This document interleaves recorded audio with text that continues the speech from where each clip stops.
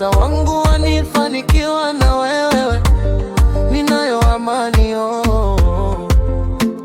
ninayo faraja, nina utulivu wa moyo we Melisa wangu, wacha nikupende nikusamini, nikutunze moyoni we, sababu weungu ndo mtunza huduma yangu. Nikuache niende wapi we? Wanifa Melisa wangu we,